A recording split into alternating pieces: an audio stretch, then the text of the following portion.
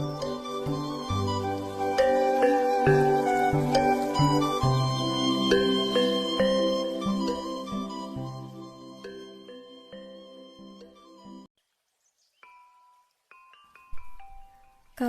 teu karasa manehna mimiti nundutan, tapi sakedeung lantaran kaburu reuwas ngadenge Butati sosoak jeung sasentak disusul ku sora anakna ceurik. "Naon eta teh?" cek Muhammad Insan ka pamajikanana. "Duh kaatunya," cek pamajikanana bari kaluar jikana rek nalungtik. Muhammad Insan ngareret ka kamar tempat anakna sare. Manehna ngarasa yan anakna moal bisa sare lantaran kudu ribut di imahna Butati. Manehna lempang ka tepas hayang geura nyaho naon sababna Butati nyarekan anakna lak-lak dasar. Tekung selila jol pamajikanana. "Kunaon?" "Eta dang Memet ngadat, cek guruna kudu mawa lauk hayam ka sakola ari Butati teu percayaeun. Cek abi teh si Ujang ge da sok ditah mawa dahareun ku guru eta mah," tembal pamajikanana. Cek Muhammad Insan kalawan heran nu teu meumesan. Pamajikanana merong ka manehna kawas nu heran deui. "Kumaha cing caritakeun kumaha?" cek Muhammad Insan kalawan teu sabar. "Muhun, dang Memet ku guruna ditah ngabantun lauk hayam pingpingna Senin ieu. Ai Butati teu percayaeun, cek abi teh da biasana si Ujang gesok udunan jeung babaturan sakelasna keur meser gado-gado atawa lote keur eta guru teh. Jadi cek abi teh boal lares dang Memet dipentaan lauk hayamna teh." Sajongjonan mah Muhammad Insan ngan ukur olohok. Sanggeus rada leler, gorowok manehna ngageruan anakna. "Jang, Ujang, kulan," cek budakna ti pipir. "Ka dieu." Tekung silila budak teh geus aya di hareupeunana. "Bade ngagaleuh rokok, Pak?" "Lain," cek Muhammad Insan ka anakna. Anakna tembong rada heran. Pok Muhammad Insan nyarita. "Kieu, nya Ujang sok urunan jeung babaturan keur guru. Sumuhun, abi sok jajan saringgit. Anu saringgit deui dikempelkeun jeung rencangan sakelas." "Terangkeun ka apa kumaha tateh?" "Pak Guru miwarang supatos dina mejana aya tuangan unggal dinten." "Unggal poe?" "Sumuhun." Muhammad Insan muncareng ka anakna. Anakna nu sieun pacampur heran rada mundur. Muhammad Insan sadar yen manehna ambek teu dina tempatna. Manehna ngaleuleuikeun sorana. "Naon bae eta nu sok disadiakeun ku Ujang jeung ku babaturan teh?"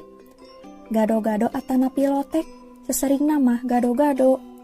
"Cenah eta guru teh minta lauk hayam kadang Memet, nahanya?" "Duka atuh, tapi Pak Guru kantos naroskeun kadang Memet naon pada melan Butati teh, sanggem dang Memet teh dagang masakan." Sanggeus ngahulang sakedeung, Muhammad Insan nitah ulin deui ka anakna. Manehna jung ka imah Butati rek neangan katerangan anu leuwih sampurna ngeunaan kajadian eta. Basa manehna nanya, Butati ngajawab pokna, "Teu eueuheun guru teh, cing eta we deui budakna. Biasana ge cukup ku urunan saringgit. Pajarkeun teh, mun teu moal pingping hayam sieun ku guru, alasan pisan, mumu sakola mah mumu sakola bae," cenah. Muhammad Insan teu kungsi nanyakeun kadang Memet, lantaran budakna keur ngadingdiut bae cirik di jero imah. Tapi ku caritaan Butati oge geus cukup. Atuh tuluy bae Muhammad Insan indit deui ka imahna Ikin babaturan anakna. Ku kitu deui ututun anakna pasabri. Malah katerangan barudak teh dikuatkeun deui ku katerangan kolot-kolotna. Yen nya barudak teh sok ditah urunan cenah saringgit atawa sasukana. Nya eta keur guruna, malah upama barudak ngadon dialajar di imah eta guru mah sok kudu moal sangu sagala. Muhammad Insan ge ingat yen hiji poe anakna kungsi minta sangu ka pamajikanana. Pokna teh keur les hari tamah manehna teu tatanya. Sanggeus manehna aya deui di imahna, ngan getret bae manehna nuri sulat keur kepala sakola. Nerangkeun yen nya aya guru anu ngalakukeun hal sarupa kitu, manehna minta perhatian kepala sekolah, cek manehna bakal diebarkeun dina koran. Sanggeus surat eta rengse, manehna nyalukan deui anakna. Jang, pokna, isukan ieu surat pasihkeun ka kepala sakolanya. Mangga, cek si Ujang. Ulah pohonya, cek Muhammad Insan. Isukna basa manehna balik ti pagaweanana kasampak pamajikanana keur ceurik. Kunaon? Manehna nanya kalawan heran. Pamajikanana teu bisa nembalan tembong ka nyerian. Muhammad Insan ngajanteng bae di tengah imah ngadaguan pamajikanana nyarita. Nyarita naon akang ka kepala sakola teh? Ngabejaan yen barudak sok kudu arurunan. Si Ujang wangsula teh menisepa, cenah guruna teh ambek-ambekan. Kumaha cenah ambekna? Lain soal ngambek atawa henteuna ieu mah, nu penting keur akang mah na nya manehna sok menta pangmeulikeun dahareun ku barudak atawa tara. Pamajikanana teu nembalan, tapi kalah pok deui ngomong. Ayeuna ge sakola teh diparekeun, abi nganterkeun si Ucu nembe teh, tapi diparekeun bas abi naroskeun ka ibu guru Ucu teh, nembalna teh bari sundar sindir, pokna teh. Aya nu nuding pajarkeun guru-guru di dieu sok marenta lauk hayam ka muridna, abi teh mending ngagebeg buah akang nu nyirat kawas kitu. Teu pisan-pisan, lain unggal guru bari nage, guru si Ujang hungkul. Cek Muhammad Insan bari ngaleos ka kamar rek ucul-ucul pakaian. Dongkap ti sakola, kasampak Butati ditepas ngontrog, pajarkeun teh cenah akang ngaributkeun. Cenah dang memet dicarekan ku guruna, balik teh mending ngadeg-deg. Cek pamajikanana. Muhammad Insan teu nembalan, gero manehna nyarekan si Ujang. Si Ujang datang ka hareupeunana. Pok ku Muhammad Insan ditanya. Kumaha surat teh? Parantos. Kumaha? Nah nya Pak Guru ngambek, kumaha cik caritakeun. Sanggeus cicing sajongjonan, kakara si Ujang nyarita bari arapap eureupeup. Saparantosna rapat Pak Guru bendu, kasadayana saweurna teh cenah kedah jujur upama aya katepanujuan teh nyarios ka anjeunna sareng budak teh teu bisa neruskeun omonganana. Muhammad Insan bisa ngagambarkeun kumaha kajadian nu geus kaalaman ku anak jeung babaturanana. Kumaha ngeunaan urunan teh teu nyaritana naon? Henteu, saurna teh murid masa wajib namulang tarima ka guru. Muhammad Insan seuri, tapi manehna sorangan ngarasa heran. Naon sababna manehna seuri? Sanggeus kitu, tuluy si Ujang ku manehna dititah ulin deui. Sadayana teh ngalepatkeun ka akang, pajarkeun teh akang tukang ngaributkeun, ngagaruwahkeun owah kuruit saringgit. Malah indungna tutun mah make teu nanya sagala ka abi. Cek pamajikanana. Muhammad Insan teu nembalan. Pamajikanana pok ngomong deui. Eta we nyeri hatena mah, Butati make ngontrog sagala. Muhammad Insan ngabetem bae. Manehna ngarasa kacidaherana ku kalakuan batur salempurna. Padahal basa manehna nalungtik eta pasualan mah tembong pisan maranehna teh teu satuju ku kaayaan guru kawas kitu teh. Malah apan pasabri ngutrukna teh kungsi ngagunakeun kecap-kecap nu gari hal sagala, tapi ayeuna keun we tong jadi ingetan, cek Muhammad Insan ka pamajikanana. Akang mah lain owal ku duit atawa ku dahareun, tapi hal sarupa kitu teh bakal gede bahlalna ka jiwa barudak, cek Muhammad Insan ka pamajikanana.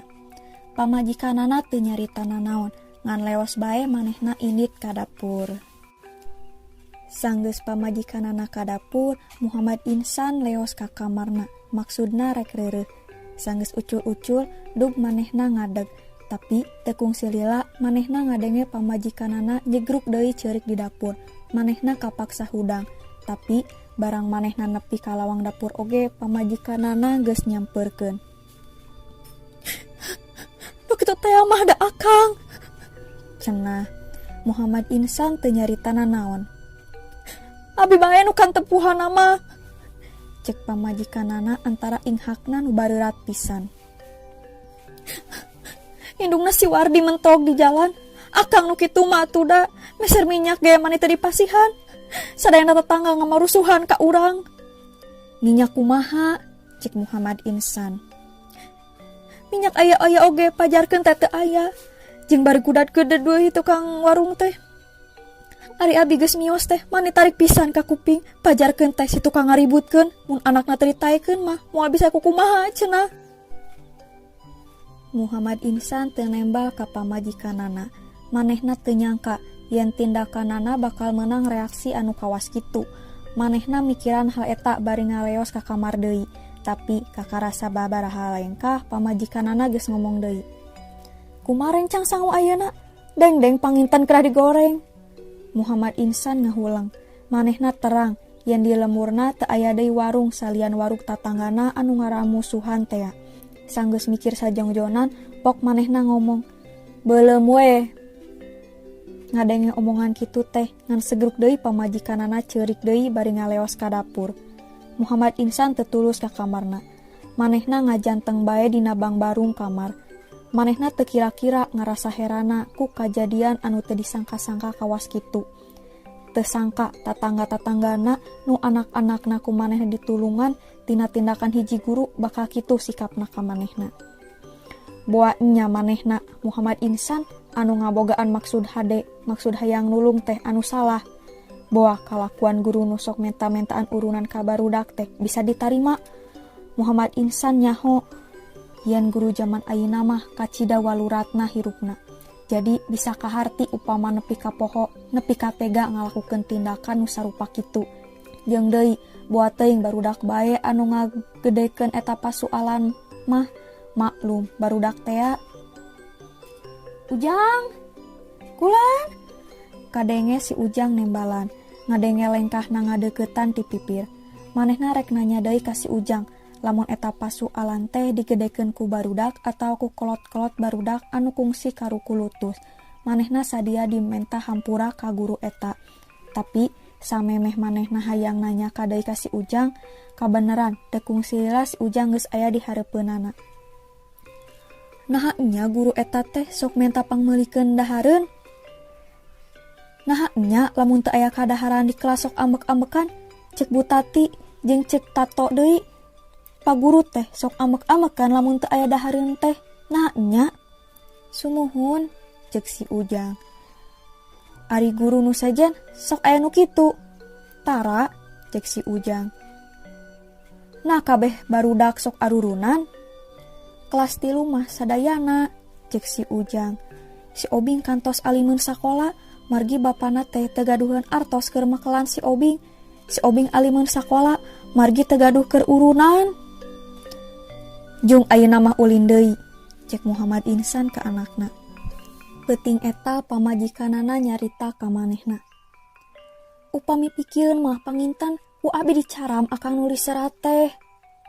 Sanajan dicaram oge, akang mah tangtu bakal nyuratan ka kepala sakola lantaran akang ngarasa perlu ngayakeun usaha keur kapentingan si Ujang, si Nyai jeung babaturana, cindekna mah keur barudak umumna.